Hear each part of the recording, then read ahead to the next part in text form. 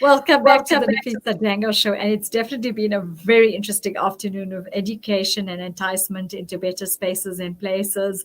Also educating you about the history of Islam with Ghulam Hussein from Cape Town Tours, enticing us into visiting all those amazing, significant places. And I think it's important that we get involved in learning a little bit more about that. But talking about learning about things, there's a phenomenal lady that I'm going to be speaking to this afternoon. Her name is Amanda Preske, and she's the founder of Circuit Breaker Labs, a creative master who turns scrap computer motherboards into exclusive gifts. Let me tell you a little bit about Amanda. She's actually phenomenal. She holds a PhD in chemistry in semiconductors, no less.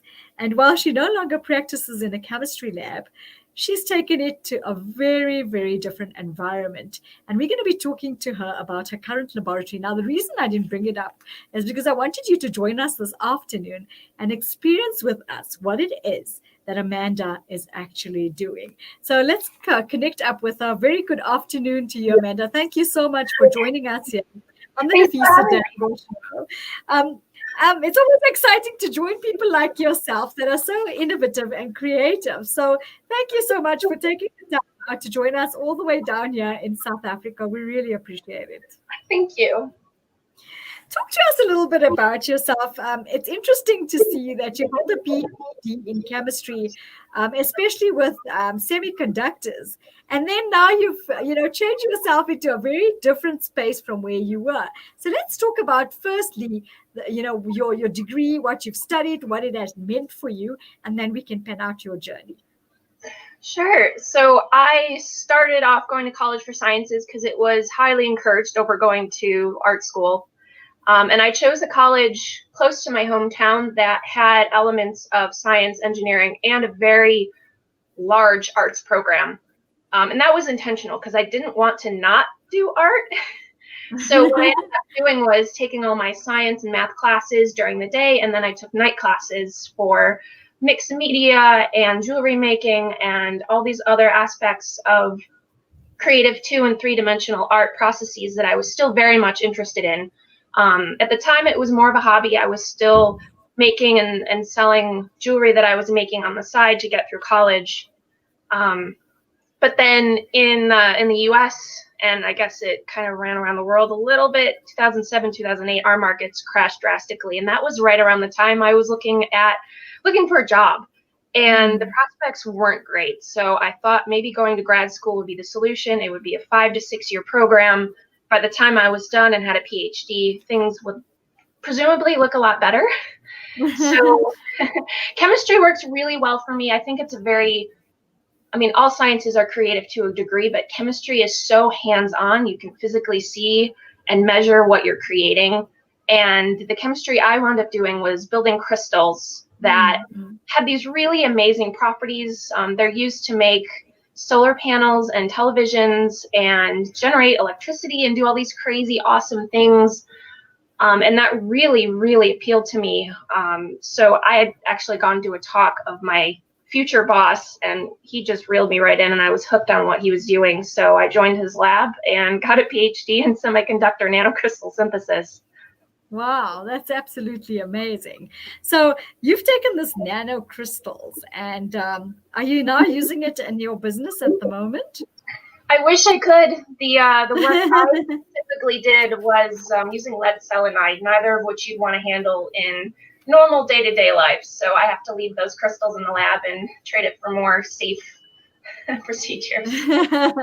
Okay, so now what really interested me and reading your whole resume was the fact that you're taking things that people literally want to actually get rid of, like motherboards and old things that people don't use from a technology point of view. They just literally want to get rid of it. And you now have found a way to actually make something out of it. So talk us through this. I find this very interesting because a lot of the times people look at this motherboard and think, oh, well, it's old, it's done with, there's nothing that I can do, and literally go and just dump it in the bin. But I think you've changed that perspective to people to think that nothing literally that we have in this world can go to waste. everything can be have it, it can have a use and it can be recycled as such. And I think that's what you've done is done something phenomenal with it, which I think it's absolutely amazing, because if you look at the types of pollution that these things create, you've then taken it out of, so basically you're also helping with the environment in many directions. Yes, it's a small impact, but I also hope that in recycling things that I encourage other people to maybe think twice before just throwing something in the garbage. I'm a very small company at this point, so I'm just a tiny little bit better in terms of helping from the environmental aspect. But I think art is a powerful medium for. But you have the perspective that we have. A little goes a long way. So you've started something. And this is why we find it so phenomenal, because there could be other people that could be following in your footsteps. And soon we're going to have a situation where there's not much that's going to be actually destroying our environment. That would be fantastic. I think we're all looking forward to that. And now you've started something. So talk to us about this. What have you been doing with this? I mean, it's amazing to see you've taken cell phones, calculators, and you're turning it into stuff. So I hope you have something to show us this afternoon. Sure, yeah. So, of course, with everything having a board in it nowadays, even kids' toys, remote controls, your television, pretty much anything you plug in now was going to have some sort of a circuit board on it. So if you've never seen one or never taken your computer apart, this is what I'm talking about when we say like motherboard. This is what I'm starting with. So that would look like something that needs to go in the garbage. I'd probably take that and just dump it out the door. So I find that when you look at things on the whole, it's hard to find interest or beauty in it. But when you cut it down to a small little piece, say around this particular chip right here, I find that it starts to look different than the whole. Maybe it looks like a metro map or a city from a bird's eye view or something like that. And when you start to look at things under that different lens, you start to appreciate it more. And so by creating jewelry, which is where I got started, you create this little world and that's all you see. You don't see the rest of the motherboard. So it becomes something that you can appreciate because of that. So I've got, this is a keychain, but wow. just cut out most of the detail, most of the noise, and then you can really appreciate what's there. And then I've got this necklace on. And then I can combine colors and create. So talk us through the process, because it looks as though it's been molded into something. You've been taking these pieces off the motherboard, and then how do you actually work it into that piece over there? I think that's phenomenal. I love that heart. It looks so beautiful. Thank you. So I use a combination of hand tools. So I take techniques from jewelry making and woodworking. And then I also use computer control tools like a router, which is a mechanized, like more precise way of cutting shapes. So like I couldn't cut this by hand, but I can cut it on a CNC. Wow. And then the clear part. So on top, you can tell this has got a lot of shine to it. Yes. And that's resin. So it's a two-part mixture, and when it sets, it has a really high surface tension, just like water. So it creates this dome effect that really solidifies that feeling that it's this little world capsuled under a little atmosphere. And that's what I love. I love that idea, because it's like, that little glow just like gives it a lot more character to what it, when you look at it without that glass resin piece. It makes such a difference. I think it's a very interesting concept, because I would look at a piece of motherboard like that and think, what on earth would I do with it? And it's so nice, as you were saying. I mean, you look at it from a different perspective, where you say to you a certain part looks like a little city. And I think this is why people started appreciating what you're doing, because it's a gift from the heart. It's something totally unique, and it's something totally different. Mm-hmm. And that's what gets people interested as well. So I sell my work online and at live events, not so much last year, but being able to be in front of people and see how they interact with it is so much fun. Maybe they've never even looked at a circuit board before, and I've made them stop just for a second to figure out what it is, and then realize, oh, this is neat. That is so cool. Are those rings that you made? Yeah, thanks. So those are copper. So every circuit board has multiple layers, and one or multiple layers within is going to be copper. So if I remove some of the layers, I can dig down to that copper layer and create these really neat pieces. Wow, that is absolutely amazing. I mean, that's something I would never have thought of and looked at. Is that your lab? Is that what we're looking at? All the amazing stuff that you've produced? That is a photo from an event that I did a few years back called Maker Faire. It's where a bunch of creatives, people who do tech projects, people who just literally make anything, and we all get together and have a convention and show off what we do. Wow. If I would look at it, I think this is a really amazing piece of creativity, because nobody would have thought of taking I mean, we all here in South Africa look for they call it a recycling bin where you can actually recycle these motherboards, and that's where we go and dump it. But you've taken it and created a totally different version of things, which I think is absolutely amazing. What does this mean for you? I mean, especially through a period like right now, as you were saying, doing chemistry and studying these semiconductors, things have become difficult through COVID-19. What has it meant for you having to create this different space that you're in right now? It's definitely been an adjustment. I had to turn to using online outlets more, posting more on social media to try and get interaction with my customers, since they're the people I go to for inspiration and ideas and things of that nature. So having that completely removed was really weird. So I try to post videos more, share studio tours. Anytime there was a virtual event that I could participate in, I did it just to get out there and show people what I do and give me something to sort of work towards. So a lot of events, people who create things and do events, they will spend weeks or months preparing, and with nothing to prepare for, it kind of wipes out your inspiration and your motivation. So I found motivation through speaking with people virtually, and it gave me something to look forward to. What has people's reactions been with regard to this? Because it's something totally unique. And I think a lot of the times here in South Africa, I don't know about over on your end of the world, it takes a while for people to actually take to something new. So what was it like for you experience-wise when you went out there and you showcased your way? I think that is actually why it worked so well for me, was because people are so open to creative uses of things. And when you're at a craft show and it's right in front of you, you get immediate feedback, positive or negative. People don't hold back their opinions.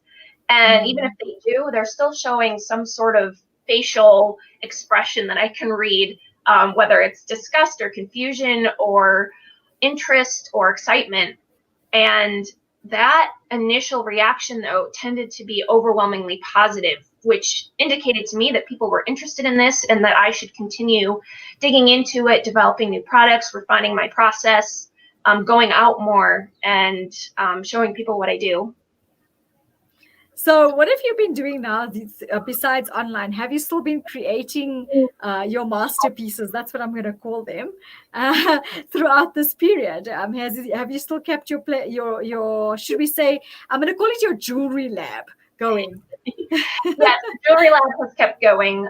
This is my career and my full-time job. So I've had to find ways to navigate pandemic life because it's my source of income. So that's why turning to online venues has been really important to keeping the lights on as it is.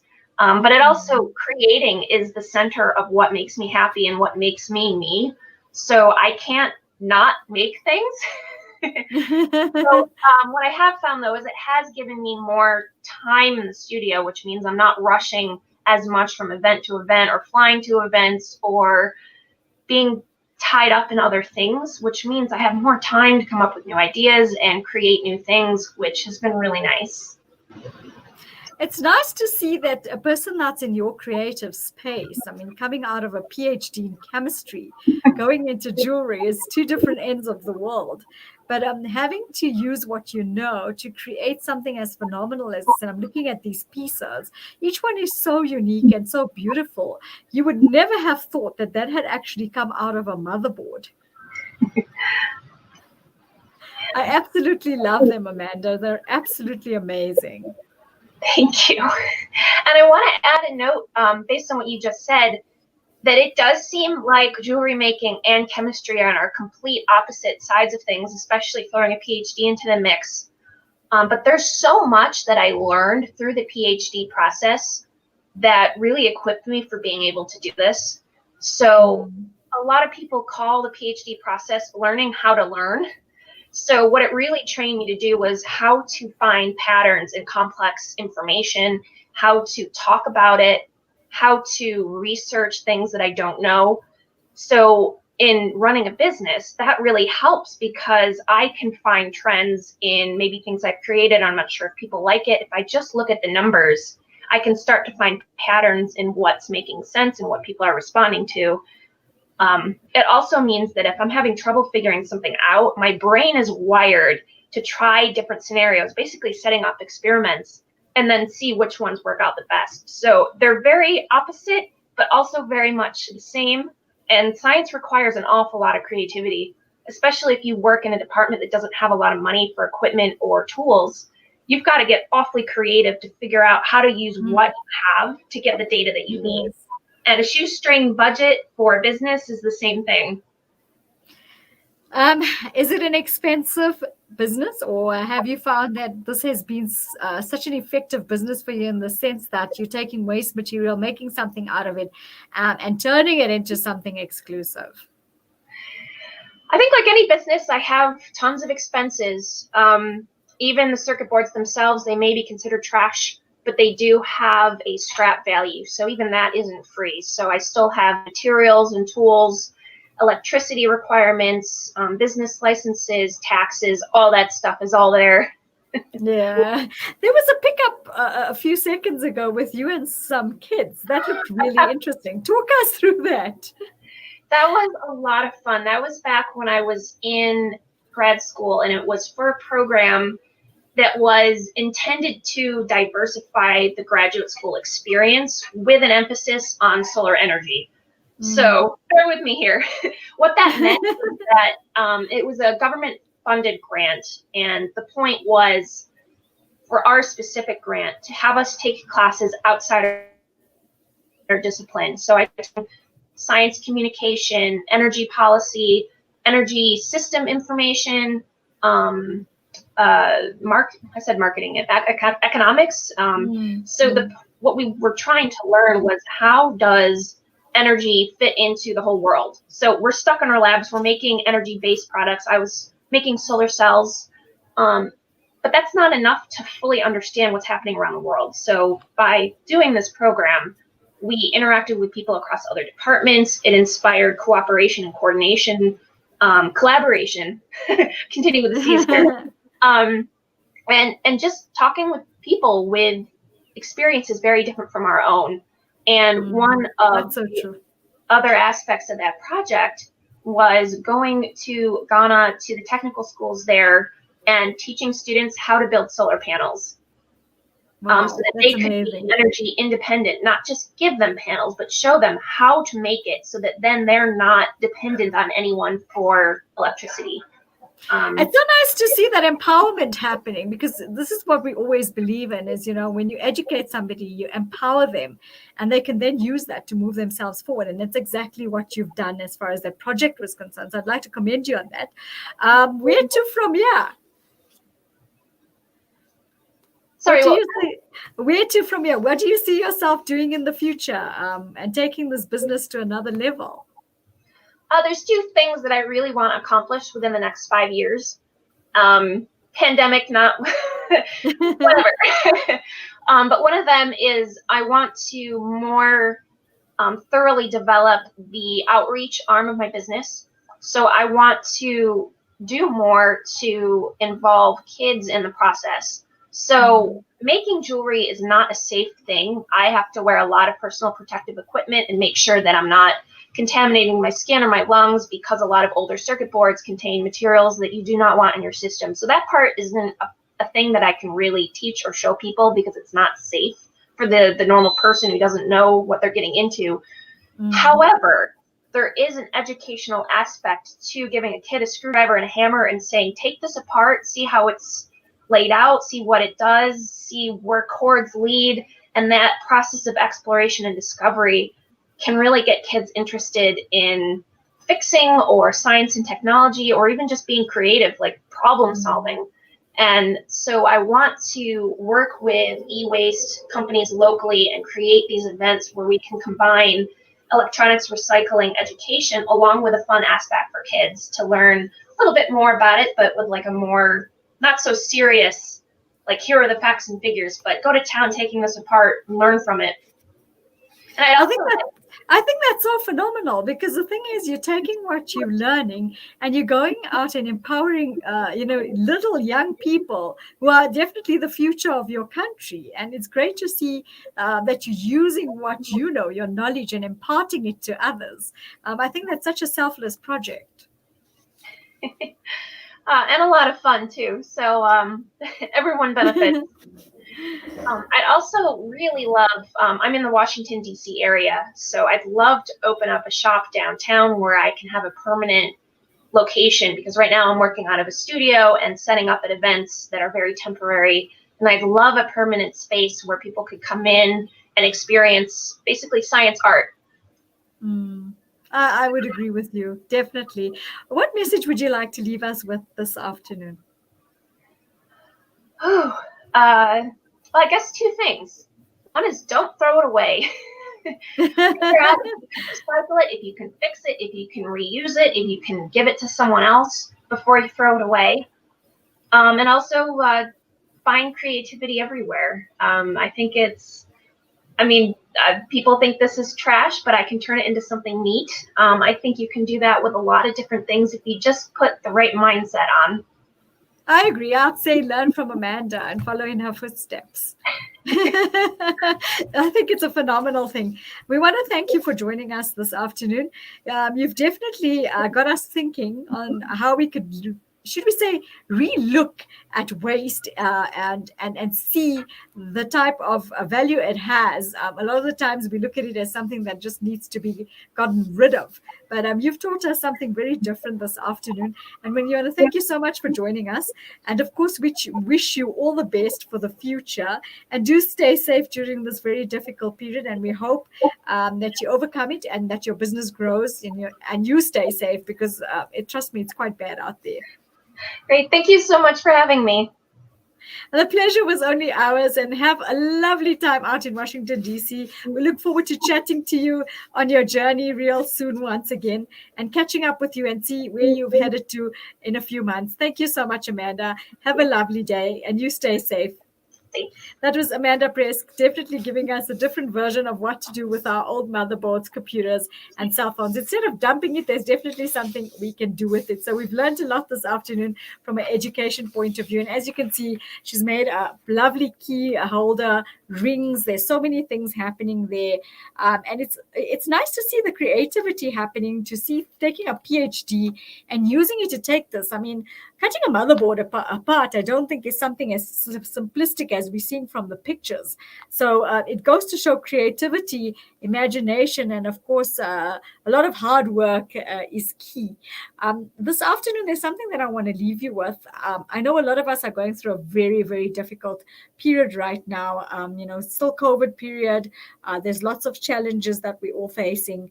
And a lot of the times we're asking ourselves, what is it that we can do? And I read something by Brooke Hampton from Barefoot 5, and it got me thinking. And it says, I'm busy, but not in the way most people accept. I'm busy calming my fear and finding my courage. I'm busy listening to my kids. I'm busy getting in touch with what is real. I'm busy growing things and connecting with the natural world. I'm busy questioning my answers. I'm busy being present in my life. It gets you thinking in many directions, because a lot of the times we fall into this routine. And what this piece has taught me is to be able to just sit down for that few minutes and leave me with my three most favorite words: reflect, retrospect, and reconnect. And I think this is the right time to do just that. We need to calm our fears and look at ourselves in a positive way and say, we will overcome it and we will definitely create the support structure to help each other get through this.